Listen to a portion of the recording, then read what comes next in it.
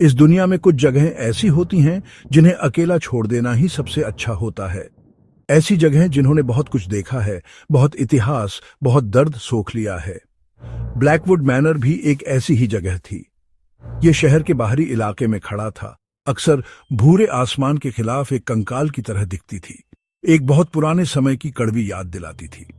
एक सदी से भी ज्यादा समय से ये खाली था, या ऐसा ही कहा जाता था। स्थानीय किंवदंतियां, वैसी कहानियां जो बूढ़े लोग सस्ती चाय पर सुनाते हैं, इसके असली मालिक साइलस नाम के क्रूर वार्डन के बारे में बताती थीं, जिसने इसकी दीवारों के भीतर अपना निजी पागलखाना चलाया था। उन्होंने कहा कि वह कभी नहीं गया। कस्बों के लोग उस घुमावदार सड़क से बचते थे जो इसके जंग लगे लोहे के दरवाजों तक जाती थी। उनका दावा था कि आप अभी भी हवा में सुनाई देने वाली हल्की, निराशाजनक फुसफुसाहट सुन सकते थे। भूली हुई आत्माओं का एक डरावना कोरस। हवेली खुद ही बर्बादी का एक मास्टरपीस थी।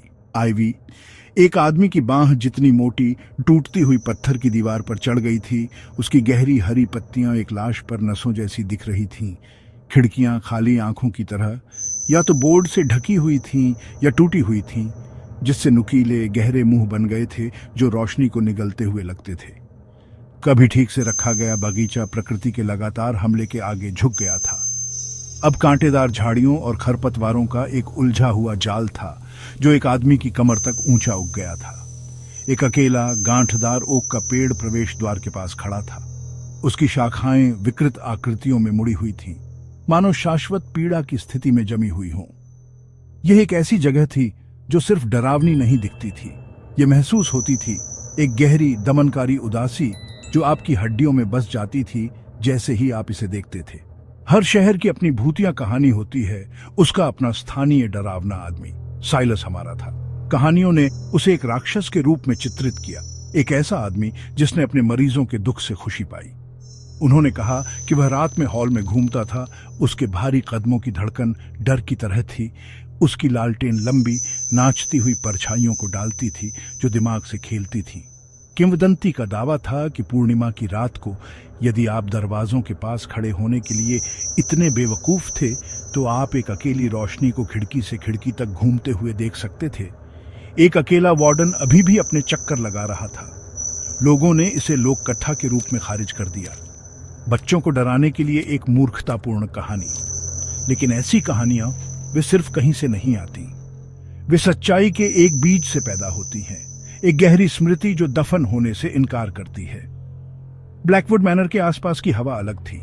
यह भारी, स्थिर थी और इसमें नम मिट्टी, सड़ी हुई लकड़ी और कुछ और की एक अजीब गंध थी, कुछ अस्पष्ट रूप से धातु जैसी, जैसे पुराना खून। यहां तक कि सबसे गर्म गर्मी के दिनों में भी इसके मैदान से एक अजीब ठंडक निकलती हुई लगती थी, एक ठंडक जिसका तापमान से कोई लेना देना नहीं था और जिसका सब कुछ एक गहरे आदिम डर से लेना देना था। पक्षी इसकी दीवारों के पास नहीं गाते थे और जानवर इसके परिधि को एक बड़ा रास्ता देते हुए लगते थे। ऐसा लगता था कि जमीन खुद ही बीमार थी, उन घटनाओं से जहर से भरी हुई थी जो उन दीवारों के भीतर हुई थी। हवेली सिर्फ एक इमारत नहीं थी, यह एक कब्र थी, अकथनीय भयावहताओं का एक मौन स्मारक, धैर्यपूर्वक किसी के उसकी नींद में खलल डालने का इंतजार कर रही थी। यह हमेशा एक डेयर से शुरू होता है ना? जवानी के अहंकार और सस्ती बियर से भरा एक मूर्खतापूर्ण साहस का टेस्ट। हम चार थे। रोहन, खुद को लीडर कहने वाला, जिसके पास सेंस से ज्यादा बहादुरी थी। प्रिया, उसकी गर्लफ्रेंड, जिसने सख्त बनने की कोशिश की लेकिन जिसकी आंखें उसके डर को धोखा दे रही थी। समीर, शांत वाला, नामित कैमरामैन, जिसे पैरानॉर्मल सबूत कैप्चर करने का जुनून था। और मैं, विक्रम, मैं वहां क्यों था? मुझे लगता है कि मैं वो कायर नहीं बनना चाहता था जो पीछे हट जाए। तो इस खास चांदनी रहित रात को, तारीख 21 जून 2025 थी। हम अपने आप को ब्लैकवुड मैनर के कराहते हुए दरवाजों के सामने खड़ा पाए। हमारी कार सुरक्षित दूरी पर खड़ी थी, उसकी हेडलाइट्स घने अंधेरे में कमजोर रास्ते काट रही थी। रोहन ने एक नाटकीय अंदाज में दरवाजा धकेला।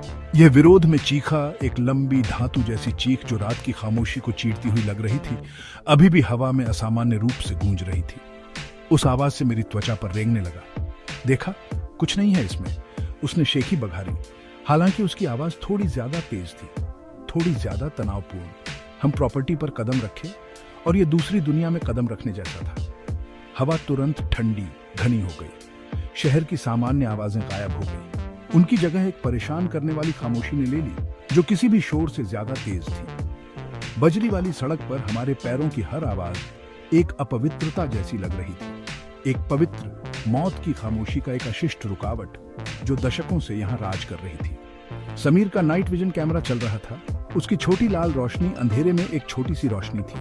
दोस्तों, आवाज कम करो, मुझे साफ ऑडियो चाहिए, उसने फुसफुसाया।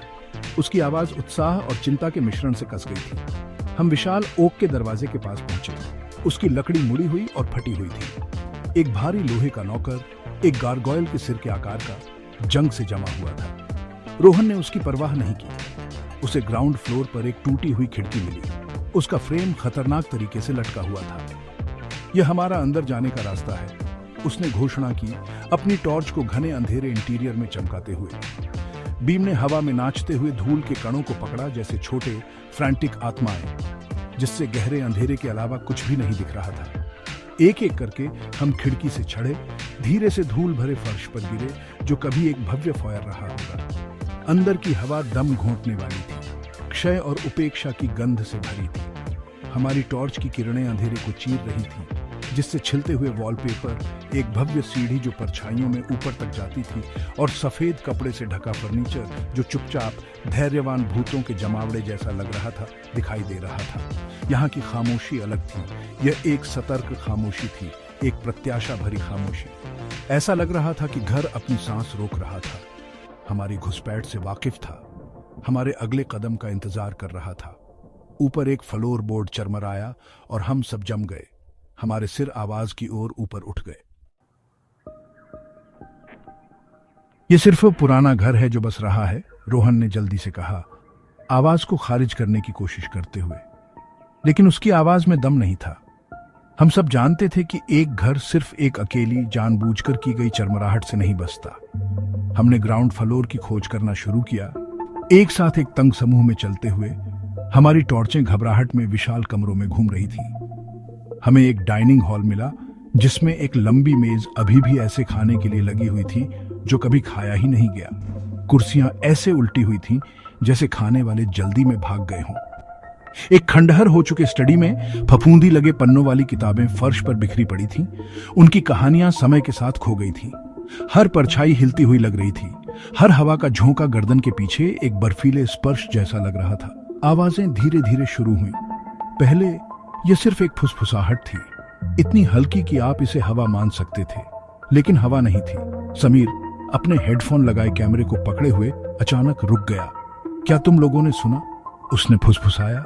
उसकी आंखें चौड़ी थीं। ऐसा लगता है जैसे कोई गुनगुना रहा हो। हम सब चुप हो गए, कान लगाए, और तभी हमने सुना एक हल्की उदास गुनगुनाने वाली धुन हर जगह से और कहीं से भी आती हुई लग रही थी। ये एक बच्चे की लोरी थी, लेकिन यह एक असहनीय उदासी से भरी हुई थी जिसने मेरे हाथों के बालों को खड़ा कर दिया। प्रिया ने रोहन का हाथ पकड़ा। उसकी उंगलियां सफेद पड़ गई थीं। गुनगुनाहट जितनी तेजी से शुरू हुई थी, उतनी ही तेजी से फीकी पड़ गई। हमें एक ऐसी खामोशी में छोड़ गई जो अब भयावह संभावना से भरी हुई थी। हमने ऊपर जाने का फैसला किया। यह फैसला डर का सामना करने की मूर्खतापूर्ण जरूरत से ज्यादा किसी तार्किक विचार प्रक्रिया से नहीं जन्मा था। भव्य सीढ़ी हमारे वजन के नीचे चरमरा गई। हर कदम अंधेरे में हमारे चढ़ने की घोषणा कर रहा था। दूसरी मंजिल संकरी गलियारों और एक जैसे दिखने वाले दरवाजों का एक भूल भुलैया थी। एक दरवाजा थोड़ा खुला हुआ था। हमारे बेहतर निर्णय के खिलाफ रोहन ने उसे खोल दिया। ये एक बच्चों के नर्सरी में ले गया। कमरे के बीच में एक अकेला रॉकिंग हॉर्स खड़ा था, धूल की एक मोटी परत से ढका हुआ था। जैसे ही हमारी फ्लैशलाइट्स कमरे में घूमी, रॉकिंग हॉर्स हिलने लगा, पहले धीरे धीरे, फिर तेजी से, एक लयबद्ध चरमराती हुई आवाज के साथ आगे पीछे हिलने लगा, जैसे कोई अदृश्य बच्चा उस पर सवारी कर रहा हो। घबराहट होने लगी। प्रिया ने एक छोटी सी सिसकी भरी। मैं जाना चाहती हूं। अभी? उसने घबराहट में फुसफुसाया। जैसे ही रोहन सहमत होने वाला था, गलियारे से एक जोरदार धमाका गूंजा, जैसे किसी भारी दरवाजे को जोर से बंद किया गया हो। हम घूम गए। हमारी रोशनी तेजी से घूम रही थी। गलियारा खाली था, लेकिन तभी गलियारे के दूसरे छोर से परछाइयों से एक आकृति उभरने लगी। ये लंबी और दुबली पतली थी, उसके हाथ में एक पुरानी लालटेन जैसी चीज थी। लालटेन से निकलने वाली रोशनी रोशनी नहीं कर रही थी। ऐसा लग रहा था कि वह अपने चारों ओर के अंधेरे को सोख रही थी, जिससे एक बीमार हरी चमक निकल रही थी। हम जम गए, एक अपने आप हिलते हुए रॉकिंग हॉर्स और वार्डन साइलस की तरफ आती हुई आकृति के बीच फंसे हुए थे। साइलस वार्डन की आकृति एक अजीब तरह से स्थिर चाल से हमारी ओर बढ़ी। वह तैर नहीं रहा था, वह चल रहा था। उसके भारी जूते लकड़ी के फर्श पर कोई आवाज नहीं कर रहे थे, जो किसी तेज कदम से ज्यादा डरावना था। उसकी आकृति अस्पष्ट थी, छाया और बीमार हरी रोशनी का एक लहराता हुआ स्तंभ। लेकिन हम एक लंबे कोट और एक वार्डन की टोपी की आकृति देख सकते थे। हम एक ऐसे डर से लकवाग्रस्त हो गए थे, जो इतना शुद्ध, इतना पूर्ण था कि बर्फ में जमे होने जैसा महसूस हो रहा था। मेरा दिल मेरी पसलियों के खिलाफ एक तेज ढोल था और मैं ठीक से सांस नहीं ले पा रहा था। समीर ने अपनी तारीफ के लिए कैमरे को उस भूत पर टिकाए रखा। उसके हाथ बुरी तरह से कांप रहे थे। यही था, वापसी का कोई रास्ता नहीं था। रोहन ने अपनी घबराहट से बाहर आकर प्रिया का हाथ पकड़ लिया। भागो! वह चिल्लाया। उसकी आवाज फट गई थी। हम मुड़े और वापस उसी रास्ते से भागे, एक अजीब घबराई हुई वापसी कराहती हुई सीढ़ी से नीचे। हमने पीछे मुड़कर नहीं देखा, लेकिन हम अपने पीछे उसकी उपस्थिति महसूस कर सकते थे। एक स्पष्ट ठंडक जो हमारा पीछा कर रही थी, हमारी एडियों को काट रही थी। गुनगुनाहट फिर से शुरू हो गई, इस बार ज्यादा तेज, एक कोरस जिसमें शरीर रहित आवाजें उदास लोरी में शामिल हो रही थीं, हमारे चारों ओर गूंज रही थी। हम फॉयर से लड़खड़ाते हुए निकले। ढका हुआ फर्नीचर अब एक शांत, न्याय करने वाले दर्शकों जैसा लग रहा था। हमने खिड़की की परवाह भी नहीं की। रोहन ने अपने कंधे से मुख्य दरवाजों को धकेला और एक चटकने की आवाज के साथ सड़ी हुई लकड़ी टूट गई। हम रात में बाहर निकले, ऐसी हवा के लिए हाँफ रहे थे जो अब दम घोंटने वाली नहीं थी, अब ठंडी नहीं थी। हम तब तक नहीं रुके जब तक हम कार तक नहीं पहुंच गए। चाबियों के साथ फंबल करते हुए, अंदर घुसते हुए और उस शापित जगह से तेजी से दूर निकल गए। हम खामोशी में गाड़ी चलाते रहे, केवल हमारी तेज सांसों और प्रिया के शांत सिसकियों की आवाजें थी। किसी ने भी उस चीज के बारे में बात करने की हिम्मत नहीं की जो हमने देखी थी। हमें जरूरत नहीं थी। शांत चलते हुए वार्डन की छवि और उस भूतिया गुनगुनाहट की आवाज हमेशा के लिए हमारे दिमाग में छप गई थी। हम एक सस्ते रोमांच की तलाश में गए थे, अपने दोस्तों को बताने के लिए एक कहानी। इसके बजाय हमने कुछ प्राचीन और दुर्भावनापूर्ण पाया था और हम अपनी जान बचाकर भागने में भाग्यशाली थे। अगले दिन समीर ने फुटेज देखा। वीडियो दानेदार था, सबसे डरावने पलों में स्थिर था। आप गुनगुनाहट, रॉकिंग हॉर्स की चरमराहट और हमारी घबराई हुई सांसें सुन सकते थे। लेकिन जब वह गलियारे वाले हिस्से पर पहुंचा तो उसने कुछ ऐसा देखा जो हमने नहीं देखा था। जैसे ही वार्डन की आकृति पास आई, कैमरे ने उसके चेहरे पर झूम किया, या जहां उसका चेहरा होना चाहिए था वहां हिलती हुई परछाइयों के अलावा कुछ भी नहीं था। लेकिन कैमरे ने कुछ और पकड़ा था। कैमरा लेंस के प्रतिबिंब में एक पल के लिए आप हम चारों को गलियारे में खड़े देख सकते थे, और मेरे ठीक पीछे, मेरे कंधे पर एक ठंडे हाथ के साथ वार्डन की लंबी दुबली पतली आकृति थी। वह हमारा पीछा नहीं कर रहा था, वह हर समय मेरे साथ था।